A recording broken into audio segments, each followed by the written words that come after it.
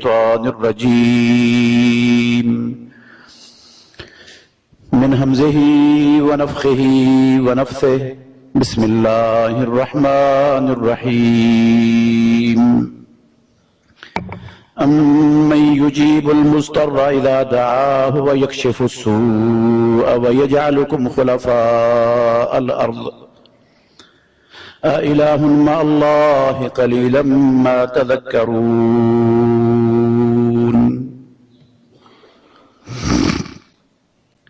کون ہے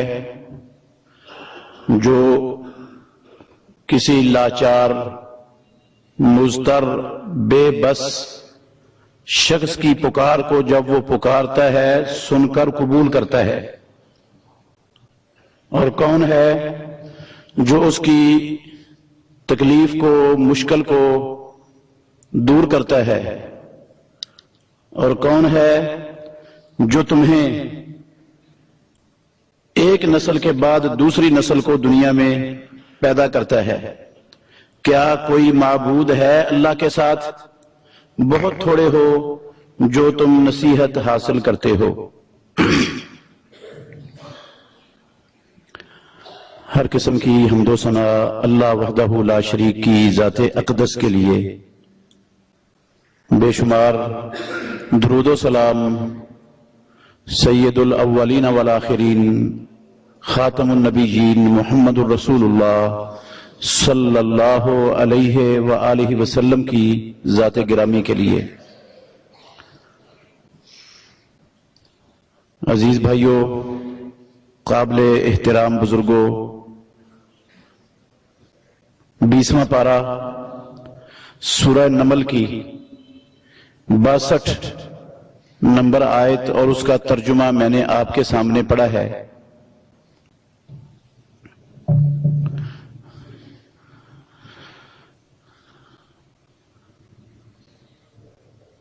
اللہ مالک الملک نے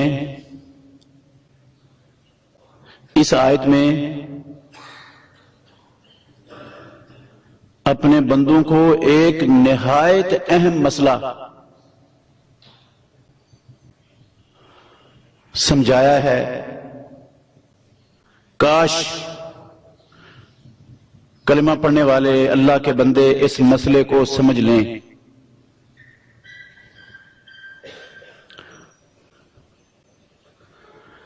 اگر آپ توجہ میری طرف رکھیں گے تو انشاءاللہ آپ کو سمجھ آئے گا، اور دنیا میں بھی اللہ بڑا نفع دے گا اور آخرت میں بھی بڑا نفع دے گا۔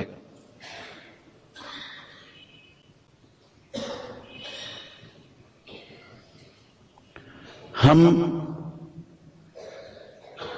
پہلے خطبات میں یہ سنتے آئے ہیں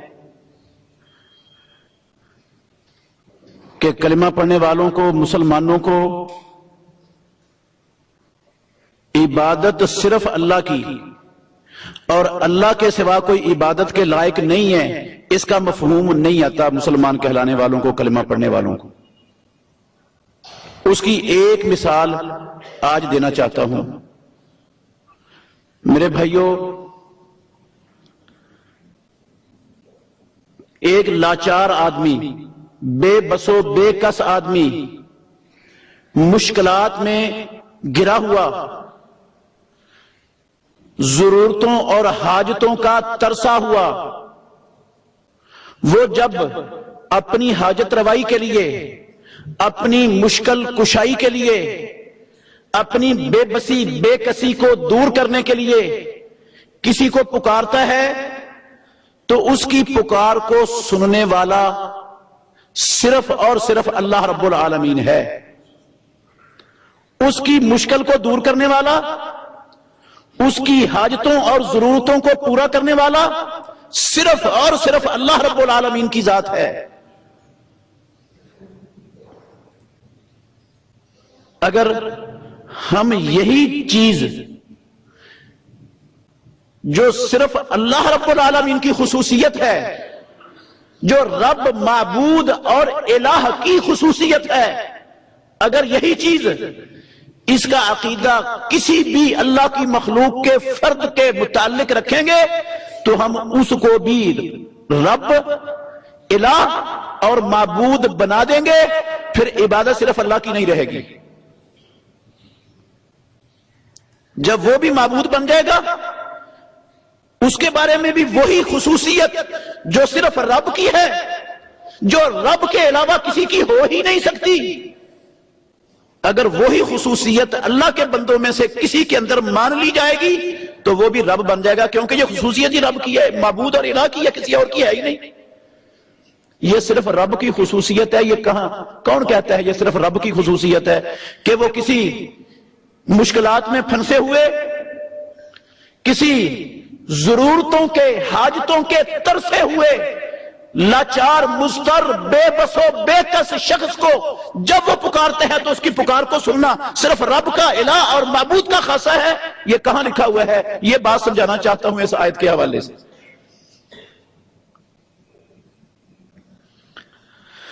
اللہ اکبر. آیت میں نے آپ کے سامنے پڑھی ہے. اس کو سمجھنے کے لیے اس سے پیچھے والی 2 آیتیں اور اس کے آگے والی 2 آیتیں ہیں، وہ بھی انشاءاللہ ان کا بھی ترجمہ آپ کے سامنے رکھوں گا. یہ سورہ نمل کی 60 سے 64 تک آیتیں بنتی ہیں. 60 سے 64 تک 5 آیتیں ہیں. یہ میری اپنی بات انشاءاللہ نہیں ہوگی کوئی بھی، آپ غور کریں گے تو اللہ آپ کو فائدہ دے گا بڑا. امن یجیب المضطر، دوبارہ سنیں اس کا ترجمہ. کون ہے امن؟ یہ امن کے لفظ کو آپ نے اپنے ذہن میں رکھنا ہے آخر تک، خطبے کے ختم ہونے تک. امن کا لفظ جہاں سے یہ آیت شروع ہو رہی ہے. امن کون ہے؟ وہ ہستی، کون ہے وہ ذات؟ یجیب المضطر، جو کسی مضطر لاچار کی پکار کو اذا دعا ہو، جب وہ اس کو پکارتا ہے تو اس کی پکار کو سن کر قبول کون کرتا ہے؟ وَيَكْشِفُ السُّوءَ، اور اس کی دکھ درد کو، تکلیف کو، مشکل کو دور کون کرتا ہے؟ حاجت کو پورا کون کرتا ہے؟ وَيَجْعَلُكُمْ خُلَفَاءَ الْأَرْضِ، اور تمہیں ایک نسل کے بعد دوبارہ دنیا میں دوسری نسل کے طور پر کون پیدا کرتا ہے؟ اَإِلَٰهٌ مَعَ اللَّهِ، کیا اللہ کے ساتھ کوئی اور بھی معبود ہے جو یہ کام کر سکتا ہو؟ ان لفظوں کو بھی اپنے ذہن میں رکھنا ہے خطبے کے ختم ہونے تک. اِلَٰهٌ مَعَ اللَّهِ کے جملے کو، اِلَٰهٌ مَعَ اللَّهِ، کیا اللہ کے ساتھ کوئی اور معبود ہے؟ مطلب ہے اس کا کہ یہ تینوں کام معبود کے ہیں، جو معبود نہ ہو اس کا یہ کام نہیں ہے.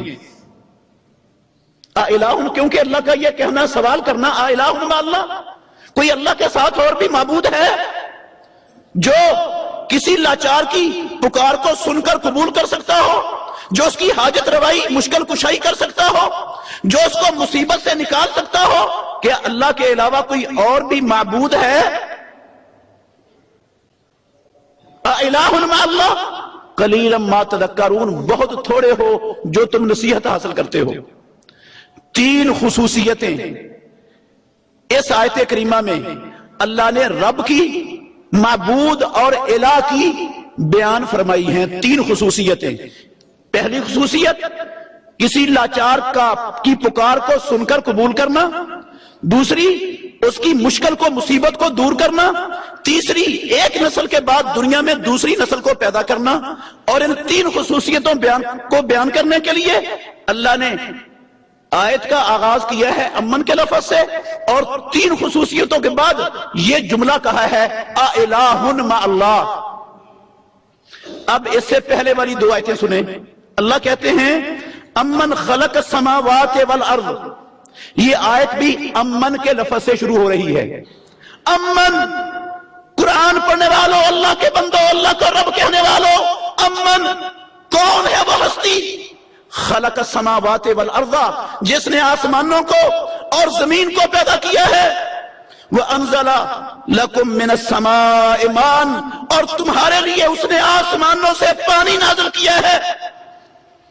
وَأَنبَتْنَا بِهِ حَدَائِقَ ذَاتَ بَهْجَةٍ، اور ہم نے اس آسمانوں سے پانی اتار کر زمین سے انگوریاں، اناج اور باغات رونق والے اگائے ہیں.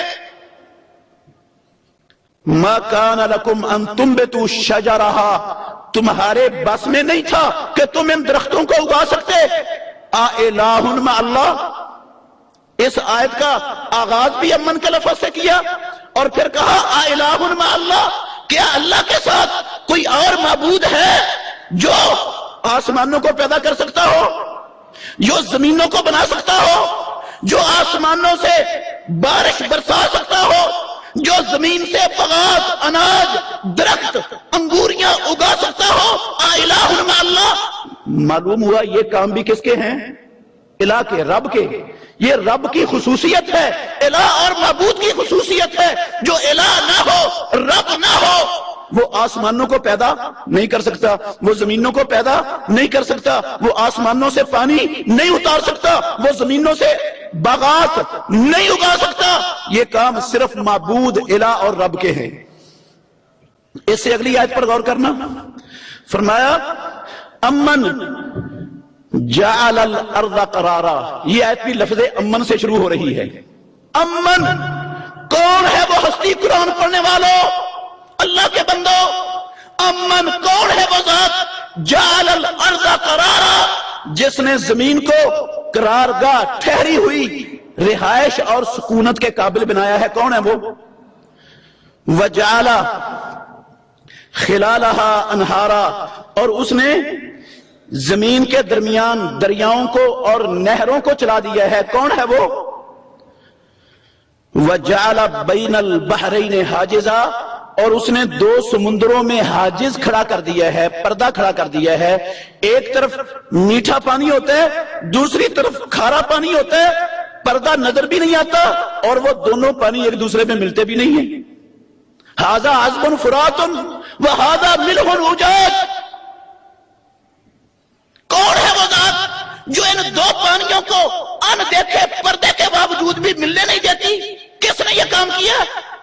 پھر کہا اِلٰہٌ مع اللہ، کیا کوئی معبود ہے اللہ کے ساتھ جو زمین کو قرارگاہ بنا سکتا ہو، جو زمین کے اندر دریا اور نہریں چلا سکتا ہو، جو دو سمندروں میں حاجز اور پردہ کھڑا کر سکتا ہو؟ یہ کام بھی رب کے، معبود کے اور الہ کے ہیں۔ 60 نمبر، 61 نمبر، 62 نمبر پہلے سنائی میں نے، 63 نمبر آیت بھی سنے۔ اللہ نے کہا امن یہدیکم، امن، یہ آیت بھی امن کے لفظ سے شروع ہو رہی ہے۔ امن کون ہے؟ وہ ہستی، کون ہے وہ ذات؟ یہدیکم فی ظلمات البر والبحر، جو تمہیں خشکی اور تری کے اندھیروں میں راستے دیتی ہے۔ سمندروں میں راستے کس نے بنائے ہیں؟ خشکیوں میں راستے، فضاؤں میں راستے کس نے بنائے ہیں؟ کون ہے وہ راستے بنانے والی ذات؟ امن یہدیکم فی ظلمات البر والبحر۔ اللہ ومن یرسل الریاح بشرا بین یدی رحمتہ، اور کون ہے وہ ہستی جو اپنی رحمت سے پہلے ہواؤں کو بارش کی خوشخبری کے طور پر بھیجتی ہے؟ بسا اوقات ٹھنڈی ہوا آتی ہے تو لوگ کہتے ہیں بارش آنے والی ہے۔ کون ہے یہ ہوا بارش کی خوشخبری کے طور پر بارش آنے سے پہلے ہواؤں کو بھیجنے والی ذات کون ہے؟ وَمَن يَرْزُقُكُم مِّنَ السَّمَاءِ وَالْأَرْضِ، اور دنیا کے لوگوں کون ہے وہ ہستی اور ذات جو تمہیں آسمانوں سے اور زمینوں سے رزق فراہم کرتی ہے، تمہارے لیے آسمانوں زمینوں سے رزق کا بندوبست کرتی ہے؟ امن کون ہے وہ؟ پھر کہا اِلٰہٌ مع اللہ، کیا کوئی اور معبود ہے اللہ کے ساتھ جو خشکی میں، سمندروں میں، فضاؤں میں رستے بنا سکے، جو بارشوں سے پہلے ہواؤں کو بھیج سکے، جو آسمانوں زمینوں سے تمہارے لیے رزق نکال سکے، بندوبست کر سکے؟ اِلٰہٌ مع اللہ، کیا اللہ کے ساتھ کوئی اور معبود ہے جو یہ کام کر سکتا ہو؟ 5 آیتیں ہیں جو پڑھی ہیں، جن کا ترجمہ آپ نے سنا ہے۔ پہلی آیت ساری پانچوں کی پانچوں آیتیں امن سے شروع ہوئی ہیں۔ پہلی آیت میں رب کی 4 خصوصیتیں بیان ہوئی ہیں، دوسری آیت میں رب کی 3 خصوصیتیں بیان ہوئی ہیں، 4 اور 3 7، اور تیسری میں بھی 3 بیان ہوئی ہیں، 7 اور 3 10، 4 اور 3 7 اور 3 10، اور آخری آیت میں بھی 3 بیان ہوئی ہیں۔ آسمانوں کو پیدا کرنا 1، گنتے جانا، زمینوں کو پیدا کرنا 2، آسمانوں سے پانی برسانا 3، زمینوں سے اناج اگانا 4۔ ان 4 خصوصیتوں کو بیان کرنے کے لیے اللہ نے آغاز کیا ہے اپنی کلام کا امن سے، اور ختم کیا ہے الہ مع اللہ پر، کہ اللہ کے ساتھ کوئی اور بھی معبود ہے۔ اگلی آیت میں زمین کو قرارگاہ بنانا 1، آسمانوں سے زمین کے اندر نہریں اور دریا چلانا 2 سمندروں میں حاجز کھڑا کرنا 3۔ اور اس کا آغاز بھی امن سے ہوا، اور ان 3 خصوصیتوں کو بیان کرنے کے بعد الہ مع اللہ کا جملہ رب العالمین نے نازل کیا، دہرایا۔ پھر اگلی آیت میں 62 میں 3، کسی لاچار کی پکار کو سن کر قبول کرنا، اس کی مشکل کشائی کرنا، اور ایک نسل کے بعد دوسری نسل کو دنیا میں پیدا کرنا۔ 3 خصوصیتیں اگلی میں آیت میں بیان ہوئی، ان کا آغاز بھی امن سے ہوا، اور الہ مع اللہ کے درمیان اللہ نے یہ 3 خصوصیتیں لکھی۔ اس سے اگلی آیت میں خشکی اور تری کے اندر راستے بنانا، بارش سے پہلے ہواؤں کو بھیجنا، اور آسمانوں زمینوں سے رزق کا بندوبست کرنا۔ 3 خصوصیتیں یہ بیان ہوئی۔ میرے بھائیوں تھوڑا سا غور کرنا، توجہ میری طرف رکھنا۔ کوئی بندہ آپ کو نہیں ملے گا پاکستان میں، دنیا میں کہیں بھی، کلمہ پڑھتا ہو، اللہ کو رب مانتا ہو، محمد رسول اللہ کو نبی مانتا ہو، کوئی بندہ ایسا نہیں ملے گا، کسی کو نہیں پائیں گے جو یہ کہتا ہو، جس کا یہ نظریہ سوچ ہو کہ آسمانوں کو اللہ کے علاوہ کوئی اور ہستی بھی پیدا کر سکتی ہے۔ کوئی نہیں ملے گا آپ کو، کوئی نہیں ملے گا آپ کو دنیا میں جو یہ عقیدہ رکھتا ہو کہ زمینوں کو اللہ رب العالمین کے علاوہ کوئی اور بھی پیدا کرنے کی قدرت رکھتا ہے، کر سکتا ہے۔ کوئی نہیں ملے گا آپ کو دنیا میں جو یہ عقیدہ رکھتا ہو کہ آسمانوں سے بارشیں، پانی اللہ کے علاوہ کوئی اور بھی اتار سکتا ہے۔ کوئی نہیں پائیں گے آپ دنیا میں، کوئی ایسا بندہ نہیں پائیں گے جو یہ عقیدہ رکھتا ہو کہ اللہ کے علاوہ کوئی اور زمین سے بغات، اناج اور انگوریاں اگا سکتا ہو۔ کسی کو نہیں پائیں گے جس کا یہ عقیدہ ہو کہ زمین کو ٹھہری ہوئی، ساکن، رہائش اور سکونت کے قابل اللہ کے علاوہ کوئی اور بنا سکتا ہو۔ کوئی نہیں ملے گا آپ کو دنیا میں ایسا کلمہ پڑھنے والا جو یہ عقیدہ رکھتا ہو کہ اللہ کے سوا کوئی دریا اور نہریں زمین میں چلا سکتا ہو۔ کوئی نہیں ملے گا ایسا جو یہ عقیدہ رکھتا ہو کہ 2 سمندروں کے درمیان، میٹھے اور کھارے کے درمیان نہ دیکھا جانے والا پردہ کوئی کھڑا کر سکتا ہو۔ اللہ کے سوا کوئی نہیں ملے گا، اور کوئی نہیں ملے گا ایسا جو یہ عقیدہ رکھتا ہو، کہ ایک نسل کے بعد ایک نسل دنیا سے ختم ہو جائے تو اللہ کے علاوہ کوئی دوسری ہستی دوسری نسل کو پیدا کر سکتی ہے۔ کوئی نہیں آپ کو ملے گا ایسا، مسلمانوں میں نہیں ملے گا۔ اور کوئی نہیں ملے گا ایسا جو جس کا یہ عقیدہ ہو کہ خشکی اور تری کے راستے، یہ سمندروں میں راستے، یہ خشکیوں میں راستے، یہ ہواؤں میں راستے، فضاؤں میں، یہ اللہ کے علاوہ کوئی اور بنا سکتا ہو۔ کوئی نہیں ملے گا، اور کوئی نہیں ملے گا ایسا جو یہ عقیدہ رکھتا ہو کہ بارش سے پہلے ہواؤں کو خوشخبری کے طور پر اللہ کے علاوہ کوئی اور بھیج سکتا ہو۔ اور ایسا بھی کوئی نہیں ملے گا، مسلمان ہو، عقل مند ہو، کہ آسمانوں زمینوں سے رزق کا بندوبست اللہ کے علاوہ وہ بھی کر سکتا ہو۔ یہ ساری باتیں ہر کلمہ پڑھنے والا، کوئی عالم ہے، کوئی جاہل ہے، کوئی پڑھا ہوا ہے، کوئی ان پڑھ ہے، کوئی مرد ہے، کوئی عورت ہے، سب ان کا عقیدہ یہ ہے کہ یہ ساری خصوصیتیں ہیں اللہ کی، یہ اللہ کی ساری خصوصیتیں ہیں اللہ کی۔ بھئی یہ اللہ کی خصوصیتیں کیوں ہیں؟ آسمانوں کو پیدا کرنا، زمینوں کو پیدا کرنا، آسمانوں سے پانی اتارنا، زمینوں سے اناج اگانا، زمین کو قرارگاہ بنانا، یہ زمین میں دریا اور نہریں چلانا، دو سمندروں میں حاجز کھڑا کرنا، یہ ایک نسل کے بعد دوسری نسل کو پیدا کرنا، راستے بنانا اور سمندروں میں حاجز کھڑا کرنا اور رزق کا بندوبست کرنا، یہ اللہ کی خصوصیتیں، یہ رب کی خصوصیتیں، یہ معبود کی خصوصیتیں ہی کیوں ہیں؟ یہ کسی اور میں کیوں نہیں پائی جاتی؟ وہ کہیں گے بھی قرآن میں لکھا ہوا ہے، قرآن میں لکھا ہوا ہے، ہم نے یہی سنا ہے اپنے بڑوں سے کہ یہ صرف یہ کام اللہ کے ہیں، اللہ کے علاوہ کوئی بھی نہیں کرتا، یہ کام کر ہی نہیں سکتا، یہ معبود کے ہیں، رب اور الہ کے ہیں یہ کام۔ اور میرے بھائیوں، جس طرح آسمان پیدا کرنا، زمینیں پیدا کرنا، آسمانوں سے پانی اتارنا، جس طرح زمینوں سے اناج باغات اگانا، جس طرح زمین کو قرارگاہ بنانا، جس طرح زمین میں نہریں اور دریا چلانا، جس طرح دو سمندروں میں حاجز کھڑا کرنا، جس طرح ایک نسل کے بعد دوسری نسل کو پیدا کرنا، جس طرح راستے بنانا خشکیوں تریوں میں، جس طرح بارش سے پہلے ہواؤں کو بھیجنا، جس طرح آسمانوں زمینوں سے رزق کا بندوبست کرنا، یہ صرف الہ، رب اور معبود کی خصوصیت ہے۔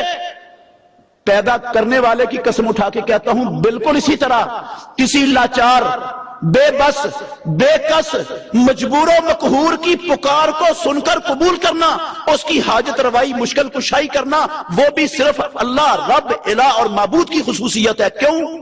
اس لیے کہ جو الفاظ، جو انداز، جو اسلوب رب العالمین نے باقی 12 صفات کو، 11 صفات کو بیان کرنے کے لیے اختیار کیے، جو لفظ، جو انداز، جو اسلوب ان کے لیے اختیار کیے، وہی الفاظ، وہی انداز، وہی اسلوب ان دو خصوصیتوں کو بیان کرنے کے لیے بھی اختیار کیے۔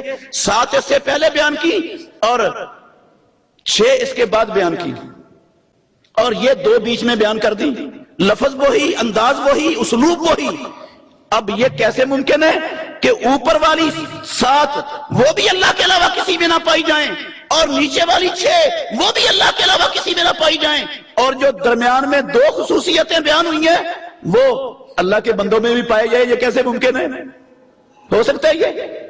کوئی لفظ مختلف ہے، کوئی انداز مختلف ہے، کوئی اسلوب دوسرا ہے، نہ لفظ مختلف، نہ انداز مختلف، نہ کوئی اسلوب دوسرا ہے۔ جن لفظ و انداز اور اسلوب سے باقی خصوصیتوں کا بیان ہے، انہی الفاظ، انداز اور اسلوب سے ان 2 خصوصیتوں کا بھی بیان ہے۔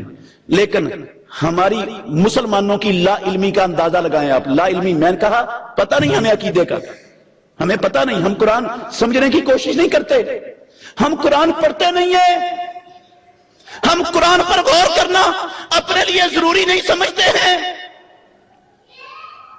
مسلمانوں کی حالت پر غور کریں۔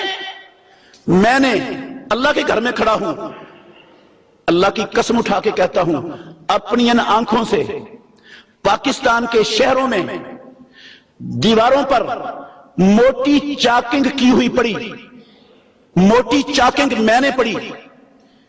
کیا پڑھی؟ حاجت روا، مشکل کشا، انبیاء اور اولیاء۔ اوپر والی لائن حاجت روا، مشکل کشا، نیچے والی لائن انبیاء اور اولیاء۔ بھئی حاجت روا، مشکل کشا، وہ تو معبود کا خاصہ ہے، وہ تو رب کی خصوصیت ہے، وہ تو رب کے علاوہ نہ کوئی دور و نزدیک سے سن سکتا ہے، نہ کسی کی حاجت روائی، مشکل کشائی کوئی کر سکتا ہے۔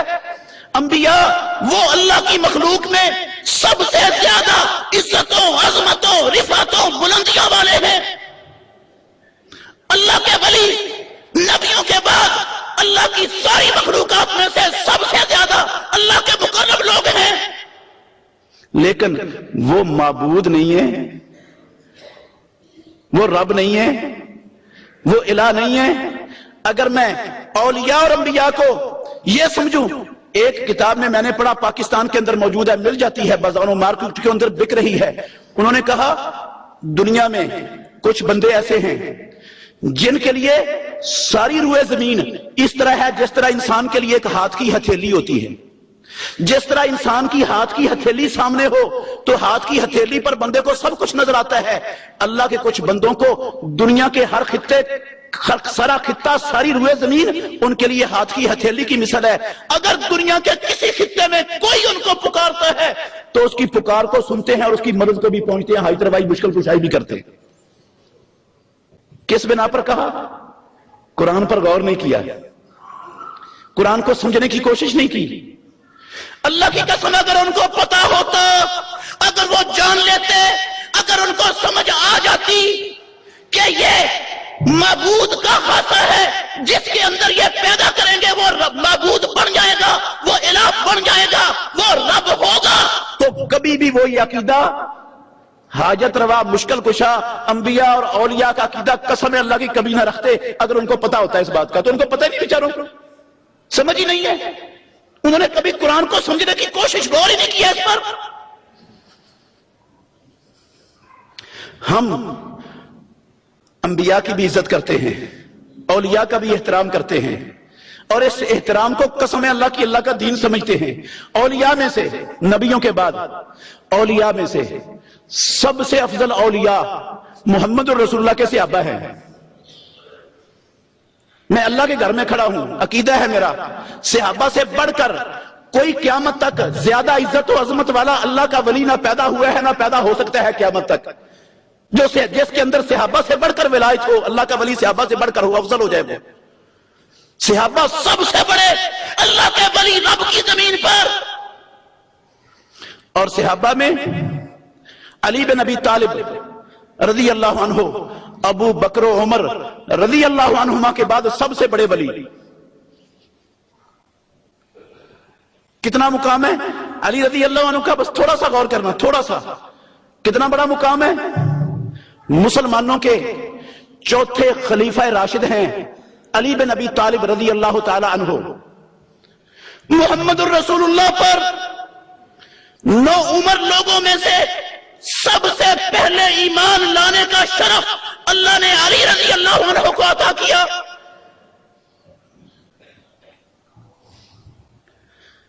محمد الرسول اللہ صلی اللہ علیہ وسلم کے گھر میں پرورش پائی، ابو طالب کے گھر میں پرورش نہیں ہوئی علی بن ابی طالب رضی اللہ عنہ کی، ابو طالب کے گھر میں نہیں، امام الانبیاء کے گھر میں بچپن سے پرورش ہوئی۔ محمد الرسول اللہ صلی اللہ علیہ وسلم کی سب سے پیاری محبوب بیٹی، آپ کے جگر کا ٹکڑا فاطمہ الزہرا رضی اللہ عنہا کے شوہر ہیں حسن و حسین، جو محمد الرسول اللہ صلی اللہ علیہ وسلم کی خوشبوئیں تھی، ان خوشبوؤں کے والد محترم ہیں۔ محمد الرسول اللہ کے چچا زاد بھائی ہیں، احد العشرۃ المبشرہ بالجنہ ہے، ان میں سے ہیں جن کو ناطق وحی نے، الصادق المصدوق نے اپنی سچی زبان سے دنیا میں چلتے ہوئے جنت کی بشارت دی۔ علی رضی اللہ ان میں سے ہیں۔ اور علی اللہ اکبر فاتح خیبر ہیں، قاتل مرحب ہیں، علی صاحب ذوالفقار ہیں۔ علی رضی اللہ عنہ کو محمد الرسول اللہ صلی اللہ علیہ وسلم سے محبت تھی، علی رضی اللہ عنہ کو اللہ رب العالمین سے بھی بڑی محبت تھی، اور محمد الرسول اللہ صلی اللہ علیہ وسلم کو علی سے محبت تھی۔ قسم اللہ کی رب العالمین کو بھی علی سے محبت تھی۔ خیبر کے دن محمد الرسول اللہ صلی اللہ علیہ وسلم نے کہا کل جھنڈا اس کو دوں گا جو اللہ سے اور اللہ کے رسول سے محبت کرتا ہے، اور اللہ کا رسول اس سے محبت کرتے ہیں، جھنڈا کل اس کو دوں گا۔ ہر شخص کی خواہش تھی کہ وہ جھنڈا مجھے ملے.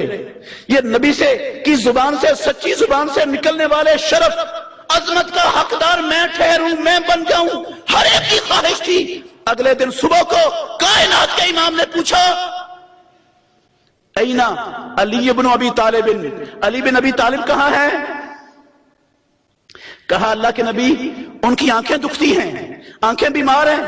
آپ نے فرمایا اس کو بلاؤ. علی رضی اللہ عنہ کو بلایا. پیارے پیغمبر نے جھنڈا حضرت علی کے ہاتھ میں پکڑا دیا. معلوم ہوا اللہ بھی حضرت علی سے محبت کرتا ہے, محمد الرسول اللہ صلی اللہ علیہ وسلم بھی حضرت علی سے محبت کرتے ہیں, حضرت علی کو بھی اللہ اور اللہ کے رسول سے محبت ہے, اور ہمیں بھی حضرت علی سے بڑی محبت ہے. اور ہمارا ایمان ہے حضرت علی سے محبت, ایمان ہے ایمان.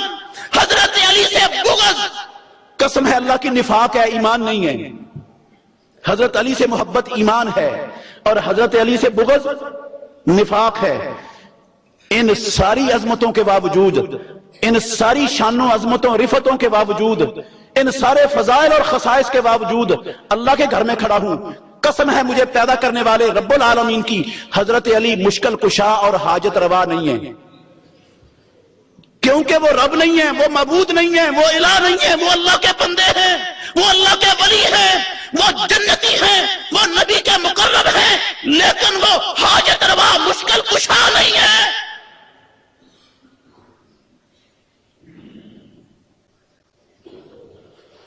مشکل کشا حاجت روا ہونا یہ رب کا, الہ کا, معبود کا خاصہ ہے. وہ معبود رب الہ ہے ہی نہیں. تو اگر میں یہ سمجھوں, یہ عقیدہ رکھوں, نعرہ حیدری یا علی مدد, یا علی مدد, قسم ہے اللہ کی میں نے علی رضی اللہ عنہ کو یہ عقیدہ رکھ کر معبود اور رب بنا دیا ہے. اب میں نے یہ کہہ کر لا الہ الا اللہ کی دھجیاں اڑا کے رکھ دی ہے.